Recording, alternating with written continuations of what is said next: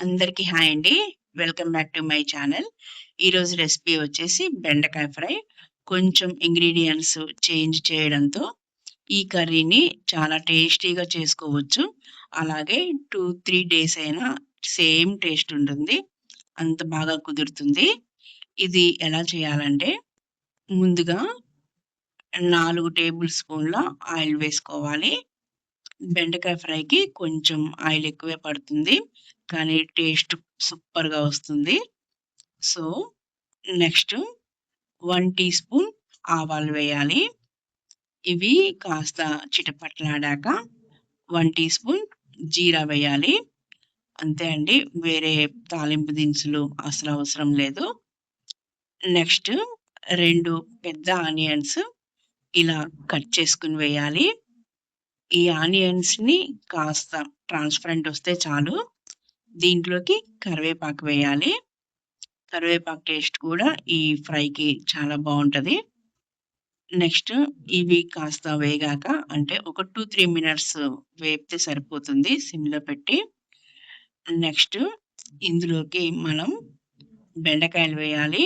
ముందుగా బెండకాయలు నీట్‌గా వాష్ చేసుకొని ఇలా ముక్కలుగా కట్ చేసుకోవాలి. ఒక హాఫ్ కేజీ. వీటిని ఈ ఉల్లిపాయల మిశ్రమంలో వేసేయాలి. బెండకాయలు ఎప్పుడైనా వాష్ చేసి క్లాత్‌తో తుడిస్తే దాదాపుగా జిగురు అనేది తగ్గుతుంది. ఫ్యాన్ కిందైనా కొంచెం మంది పెట్టుకుంటారు. లేకపోయినా పర్లేదు. నెక్స్ట్ వీటిని బాగా కలపాలి. దీనికి ఎప్పుడైనా ఇలా అట్లకాడ లాంటిదే వాడాలి. అప్పుడే ఈ ముక్కలు చితకకుండా ఉంటాయి. లేకపోతే జిగురు అవన్నీ వచ్చేసి ముక్కలన్నీ పాడైపోయే ఛాన్స్ ఉంటుంది. సో, ఇలా అట్లకాడతో కలుపుతూ ఉండాలి. ఒక 10 మినిట్స్‌కి ఇలా సగం బాయిల్ అయి ఉంటాయి. అంటే జిగురు మొత్తం పోతుంది. అప్పుడు హాఫ్ టీ స్పూన్ పసుపు, సరిపడా సాల్ట్ వేయాలి. ఈ బెండకాయలు మొత్తం వేగనవసరం లేదు. జిగురు పోయి కొంచెం విడివిడిగా అయ్యేంత వరకు వేపాక ఇవి వేయాలి. వీటిని వేసి మనకి కావాల్సినంత టైం వీటిని వేపుకోవాలి. అంటే డీప్ ఫ్రై కావాలా? లేకపోతే కొంచెం వేగితే చాలా అనేది మనం డిసైడ్ చేసుకోవాలి. నెక్స్ట్ ఇందులోకి 1 టేబుల్ స్పూన్ కారం వేయాలి.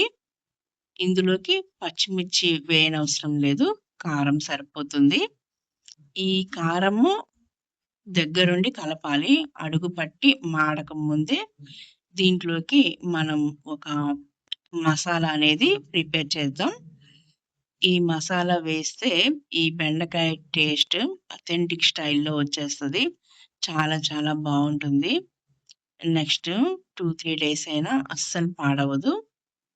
ఈ బెండకాయ ఫ్రైకి మనం సీక్రెట్ ఇంగ్రీడియెంట్ ఇదే అండి. ముందు ఒక మిక్సీ జార్ తీసుకొని ఇందులోకి 1 టేబుల్ స్పూన్ సోంపు వేయాలి. అలాగే 6-7 వరకు వెల్లుల్లి వేయాలి. ఇందులోకి 2, 3 టేబుల్ స్పూన్ కొబ్బరి వేయాలి. ఎండు కొబ్బరైనా పర్వాలేదు. పచ్చి కొబ్బరైనా నో ప్రాబ్లమ్. వీటిని కోర్స్‌గా మనం గ్రైండ్ చేసుకోవాలి. ఇలా గ్రైండ్ చేసుకున్న కొబ్బరి పొడిని వేస్తే బెండకాయ ఫ్రై చాలా టేస్టీగా వస్తుంది.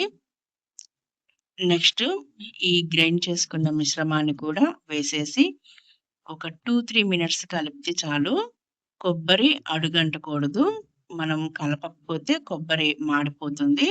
సో, దగ్గరుండి సిమ్‌లో పెట్టుకొని చక్కగా కలుపుకోవాలి. ఇలా 2, 3 మినిట్స్ వేయిస్తే చాలు ఫ్లేవర్ వచ్చేస్తది. ఇప్పుడు కొంచెం కొత్తిమీర వేసుకొని స్టవ్ ఆఫ్ చేసేయడమే. అంతేనండి. బెండకాయ ఫ్రై చేయడం చాలా చాలా ఈజీగా, టేస్టీగా చేసుకోవచ్చు.